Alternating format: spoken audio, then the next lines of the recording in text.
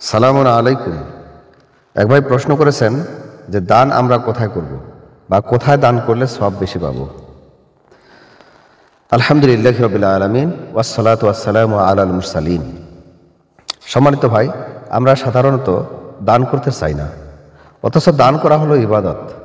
আমাদের প্রতিনিয়তই কিছু না কিছু দান করা উচিত। আল্লাহর জন্য ব্যয় না করা মানে হলো নিজেদেরকে ধ্বংস করা। দানের মাধ্যমে যারা সৎ কাজ করেন আল্লাহ তাদেরকে ভালোবাসেন, অথচ আমরা আল্লাহর জন্য ব্যয় করাকে সিজনালি বানিয়ে ফেলেছি। বছরে একবার অথবা দুইবার দান করি, তাও আবার সেই দান সঠিক জায়গায় করি না, যার ফলে আমাদের দানগুলো সব ব্যর্থ হয়ে যাচ্ছে। যেখানে আমাদের দান করা উচিত সেখানে দান করি না। আমরা কোথায় কাকে দান করব, মহান আল্লাহ সুবহানাহু ওয়া তাআলা আমাদেরকে স্পষ্ট জানিয়ে দিয়েছেন। মহান আল্লাহ সুবহানাহু ওয়া তাআলা সূরা বাকারার 195 নম্বর আয়াতে বলেছেন যে তোমরা আল্লাহর রাস্তায় ব্যয় করো এবং নিজ হাতে নিজেদেরকে ধ্বংসে নিক্ষেপ করো না। নিশ্চয়ই যারা সৎ কাজ করে আল্লাহ তাদেরকে ভালোবাসেন।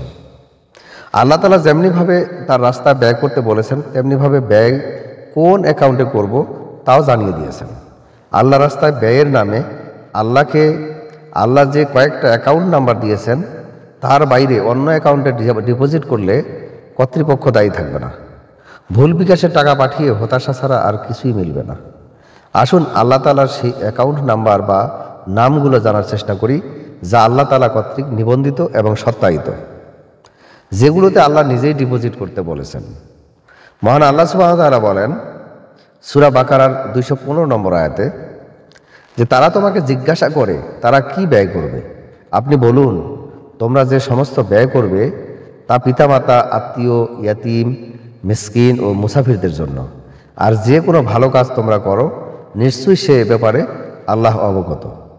আমাদের সবচেয়ে বড় পীর হচ্ছেন আমাদের বাবা মা, তারপর আত্মীয় স্বজন, এতিম, অভাবগ্রস্ত, মুসাফিররাই আমাদের বেহেশতের সিঁড়ি। এগুলোই হলো আল্লাহ তাআলার পক্ষ থেকে দেয়া নির্ধারিত সুরক্ষিত অ্যাকাউন্ট নাম্বার। আমরা এখানে 5টি অ্যাকাউন্ট নাম্বার পেয়েছি। প্রথমটি হলো পিতামাতা, দ্বিতীয়টি হলো আত্মীয় স্বজন, তৃতীয়টি হলো ইয়াতিম এবং চতুর্থটি হলো মিসকিন এবং পঞ্চমত হলো মুসাফির। যেখানে দান করা দরকার সেখানে না করায় আজ মুসলিম বিশ্ব থেকে অভাব অনটন যাচ্ছে না। একটি হাদিস সবাই প্রচার করছে, অর্থাৎ হাদিসটি ব্যাপকভাবে প্রচারিত, সবাই হাদিসটি জানে। এই হাদিসটির কারণেই মূলত আল্লাহর নির্ধারিত অ্যাকাউন্টে ডিপোজিট পড়ছে না। পৃথিবী থেকে মানুষের খাদ্যাভাব এবং বস্ত্রাভাব দূর হচ্ছে না। মূলত সেই হাদিসটির কারণেই কোটি কোটি দুস্থ ও গরিব মানুষ তাদের প্রাপ্য পাচ্ছে না। কোটি কোটি এতিম, মিসকিন, মুসাফিরের মুখের খাদ্য কেড়ে নিয়েছে সেই হাদিসটি। ইতিহাস পর্যালোচনা করলে বোঝা যায় যে আবু বকর রাদিয়াল্লাহু আনহু, উমর রাদিয়াল্লাহু আনহু, ওসমান রাদিয়াল্লাহু আনহু এরা মনে হয় সেই হাদিসটি জানতোই না। কেননা আমরা দেখেছি আবু বকর রাদিয়াল্লাহু আনহু এর শাসনামলেই মানুষের অভাব অনটন, দুঃখ দুর্দশা প্রায় লাঘব হয়ে গিয়েছিল। উমর রাদিয়াল্লাহু আনহুর শাসনামলে গোটা মুসলিম দুনিয়া থেকে অভাব দূর হয়ে গিয়েছিল, এমনকি যাকাত নেয়ার লোক খুঁজে পাওয়া মুশকিল ছিল। এই কিছু বছরের ব্যবধানে এত বড় অর্থনৈতিক পরিবর্তন কিভাবে সম্ভব হলো? এক সময় যাদের 3 দিন পর্যন্ত চুলায় আগুন জ্বালানোর সামর্থ্য ছিল না, তারাই আবার ইসলামের ছায়াতলে আসার কিছু বছর পরেই ধনী হয়ে গেল। তারাই তখন জাকাত দাতা হিসেবে পরিগণিত হলো। ভাবছেন কিভাবে সম্ভব? সম্ভব তখনই হবে যখন আপনার দান, সাদাকা, জাকাতসমূহ আল্লাহর নির্ধারিত ব্যক্তিগণের মাঝে বন্টন করতে পারবেন। যে দানগুলো পিতামাতা, আত্মীয় স্বজন, এতিম, মিসকিন ও মুসাফিরের হক ছিল, সেই দানগুলো এখন মসজিদ ও মাদ্রাসা তৈরিতে ব্যয় হচ্ছে। মানুষের যত রকমের দান হতে পারে, যেমন জাকাত, উসর, ফিতরা, ব্যক্তিগত দান, ইসালে সোয়াবের দান, সমস্ত দান এখন চলে যাচ্ছে মসজিদে অথবা মাদ্রাসায়। কেননা হাদিসে এসেছে মাম বানা মসজিদান বানাল্লাহু লাহু বাইতান ফিল জান্নাহ। যে ব্যক্তি দুনিয়াতে একটি মসজিদ নির্মাণ করবে আল্লাহ তাআলা তাকে জান্নাতে একটি বাড়ি তৈরি করে দিবেন। এই জন্য জান্নাতে বাড়ি তৈরির প্রতিযোগিতা শুরু হয়ে গেছে। পাশের বাসার মানুষ না খেয়ে আছে কিনা, তাদের শরীরে বস্ত্র আছে কিনা, রোগ বালাইয়ে ভুগছে কিনা, এটা নিয়ে কারো কোনো মাথা ব্যথা নেই। চিন্তা আছে কিভাবে জান্নাতে সে তার একটি বাড়ি নির্মাণ করবে। আল্লাহর পথে ব্যয় বা দান করা বলতে মানুষ আজকে বুঝে নেয় মসজিদে বা মাদ্রাসায় টাকা দিতে হবে। আল্লাহ কর্তৃক নির্ধারিত খাতগুলো নিয়ে মসজিদের ইমামগণও কথা বলেন না। তারা বরং মসজিদের মসজিদের জন্য দান করা সাদগায়ে জারিয়া বলে লোভ দেখান। এভাবেই বঞ্চিতরা চিরদিন বঞ্চিতই থেকে যাচ্ছে। রাসূলুল্লাহ সাল্লাল্লাহু আলাইহি সাল্লাম মদিনায় 10 বছর রাষ্ট্রপ্রধান ছিলেন। তিনি চাইলেই মসজিদে নববীকে অনেক জাঁকজমক করতে পারতেন, কিন্তু তিনি করেননি। বরং তিনি বলেছেন, মসজিদ জাঁকজমক ও মসজিদ নিয়ে গর্ব করা হলো কিয়ামতের আলামত। তিনি বলেছেন, কিয়ামত ততক্ষণ পর্যন্ত হবে না যতক্ষণ না মসজিদ নিয়ে মানুষ গর্ব করবে। চারিদিকে তাকিয়ে দেখুন, আজকে মসজিদ নিয়ে কিরূপ গর্বে লিপ্ত রয়েছে এই জাতি। মানুষেরা কীরকম মসজিদ নিয়ে গর্বে লিপ্ত রয়েছে। টাঙ্গাইলে অনেক বড় বড় জাঁকজমকপূর্ণ অনেক মসজিদ আছে, এরপরেও সেগুলোকে টেক্কা দিয়ে তৈরি হলো 100 কোটি টাকা ব্যয়ে 201 গম্বুজ মসজিদ। এই 100 কোটি টাকা যদি দুস্থ মানুষদের মাঝে ডোনেট করা হতো, তাদের আয়ের উৎস হিসেবে অটো গাড়ি কিনে দেওয়া হতো, তাহলে 1 লক্ষ পরিবার স্বাবলম্বী হয়ে যেত। এক মসজিদের পরিমাণ টাকা দিয়ে 1 লক্ষ পরিবারকে স্বাবলম্বী করা যায়। তাহলে এরূপ লক্ষখানেক মসজিদের টাকা দিয়ে সারা দেশের মানুষকে বাঁচানো যেত নাকি? অবশ্যই যেত। কিন্তু না, মজলুম মরলে মরুক, প্রতিবেশী অনাহারে থাকে থাকুক, বঞ্চিতরা বঞ্চিতই থাকুক, আমাকে তো জান্নাতে বাড়ি করতেই হবে। ধরুন আপনার গ্রামের মসজিদের আওতায় 100 বাড়ি আছে, তাদের মধ্যে 30টি বাড়ি ধনী আর 70টি বাড়ি গরিব। এবার ধানের সিজনে এই 30টি বাড়ির প্রত্যেকে 2000 টাকা করে দান করবে, অর্থাৎ ওসর থেকে দান করবে। তার মানে এই 30টি বাড়ি মোট 60,000 টাকা 70টি বাড়ির মাঝে বন্টন করা হবে। কিন্তু সমস্যা হলো, জুমার দিন যখন সবাই মসজিদে নামাজ পড়তে গেল, ঠিক তখন মসজিদ কমিটির সভাপতি বলল, উপস্থিত মুসল্লিবৃন্দ, আমাদের মসজিদে অনেক কাজ বাকি আছে। অথবা বলল, গরমে আমাদের নামাজ পড়া অনেক কষ্টকর হয়ে গেছে, তাই আমরা সিদ্ধান্ত নিয়েছি মসজিদে এসি লাগাবো। 30টি ধনী বাড়ি প্রত্যেকে 3000 করে টাকা দিবেন, আর গরিব বাড়িগুলো দিবেন 500 করে টাকা। বন্ধুরা একটু ভেবে দেখুন তো, যেই টাকাটা গরিব দুঃখীরা পেত, সেই টাকা এখন এসি কিনতে মসজিদে দিতে হলো। বঞ্চিত গরিব বঞ্চিতই থেকে গেল, গরিবের অধিকার বিনষ্ট হলো। এভাবে যুগ যুগ ধরে গরিবরা তো পাই না, বরং তাদের থেকেও নেওয়া হয়। এভাবে গরিবের হক বিনষ্ট করে তৈরি হচ্ছে মসজিদ। মাম বানা মসজিদান বানাল্লাহু লাহু বাইতান ফিল জান্নাহ।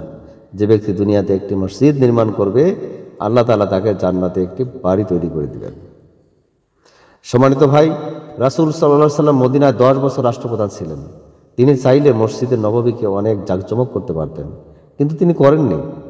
মসজিদের নববীর দেয়াল তৈরি হয়েছিল পাথর ও কাদা দিয়ে, চাল তৈরি হয়েছিল খেজুর গাছের কাণ্ড ও পাতা দিয়ে। অর্থাৎ মসজিদের নববীর দেওয়াল তৈরি হয়েছিল পাথর এবং কাদা মাটি দিয়ে, আর চাল তৈরি করা হয়েছিল খেজুর গাছের কাণ্ড এবং পাতা দিয়ে। রাসূলুল্লাহ সাল্লাল্লাহু আলাইহি সাল্লামের শাসন আমলে মসজিদ এমন অবস্থাতেই ছিল। হযরত আবু বকর রাদিয়াল্লাহু আনহুর শাসন আমলেও মসজিদ এমনই থেকে গেল। হযরত উমর রাদিয়াল্লাহু আনহুর জামানায় মসজিদের জায়গাকে আরও প্রশস্ত করা হয়। উসমান রাদিয়াল্লাহু আনহু মসজিদের দেওয়ালগুলো পাকা করেন। তারপর ওলীদ ইবনে আব্দুল মালিকের আমলে তা আরও প্রশস্ত করা হয় এবং নবী সাল্লাল্লাহু আলাইহি সাল্লামের স্ত্রীগণের হুজরাসমূহ এর অন্তর্ভুক্ত করা হয়। এরপর আব্বাসী খলিফা মামুনুর রশিদ এলো, ওনার সময় মসজিদ জাঁকজমক করে শোভাবর্ধন করা হলো। এতগুলো খলিফা বিদায় হয়েছেন, তারপরও মসজিদ জাঁকজমক করেননি। খলিফাগণ কাজ করেছেন জনগণের অর্থনীতি নিয়ে, কাজ করেছেন জনগণের ঈমান নিয়ে। আর এখন মসজিদ করা হচ্ছে টাইলস দিয়ে, অথচ জনগণের ঈমান, আমল, ইলম কিছুই নেই।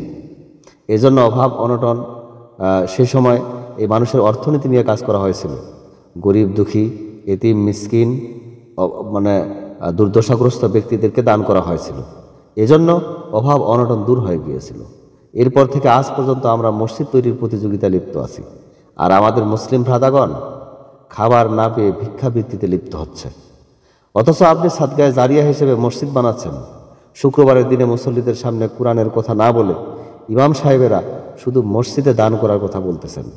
অথচ মসজিদে দান করলে যে নেকি হবে, এই ব্যাপারে কোনো রকমের কথা বলা হয়নি। কোরআনে এই ব্যাপারে কোনো রকমের কোনো ইঙ্গিত পর্যন্ত নেই। এই দানের কথা পরীক্ষায় কমন পড়বে তো দূরের কথা, সিলেবাসই তো নেই। তবে সূরা তাওবার 18 নম্বর আয়াতে আল্লাহর মসজিদের রক্ষণাবেক্ষণের যে অধিকার বা দায়িত্ব মুমিনদের দেওয়া হয়েছে, আগের কয়েকটি আয়াত পড়লেই আপনি বুঝবেন যে আল্লাহর মসজিদ মানে হলো মসজিদে হারামাইন এবং আল আকসা মসজিদ। এই মসজিদে দানের কোনো সুযোগই নেই এবং এই মসজিদগুলোর খাদেম মানে রাজত্ব বা বাদশাহী, মানে যারা এই মসজিদগুলোর খাদেম তারা কিন্তু বাদশাহ, রাজা বাদশাহ। সৌদি বাদশার উপাধি হচ্ছে খাদিমুল হারামাইন। আর আল আকসা মসজিদের নিয়ন্ত্রণ নিয়ে তো রয়েছে হাজার বছরের রক্তে রঞ্জিত ইতিহাস। মহান আল্লাহ সুবহানাহু ওয়া তাআলা বলেন, যারা আল্লাহর রাস্তায় তাদের সম্পদ ব্যয় করে অতঃপর তারা যা ব্যয় করেছে তার পিছনে খোঁটা দেয় না এবং কোনো কষ্টও দেয় না, তাদের জন্য তাদের রবের নিকট তাদের প্রতিদান রয়েছে এবং তাদের কোনো ভয় নেই আর তারা চিন্তিতও হবে না। সুতরাং পিতামাতা, আত্মীয় স্বজন, এতিম, অভাবগ্রস্ত, মুসাফিরকে দান করতে হবে আল্লাহর সন্তুষ্টির জন্য। কাউকে দান করে খোঁটা দেওয়ার চেয়ে না দেওয়াই ভালো। মহান আল্লাহ সুবহানাহু ওয়া তাআলা বলেন, যারা তাদের সম্পদ ব্যয় করে রাতে ও দিনে, গোপনে ও প্রকাশ্যে, অতএব তাদের জন্যই রয়েছে তাদের রবের নিকট তাদের প্রতিদান, আর তাদের কোনো ভয় নেই এবং তারা চিন্তিতও হবে না, অর্থাৎ তারা জান্নাতি। সূরা বাকারা 274 নম্বর আয়াত।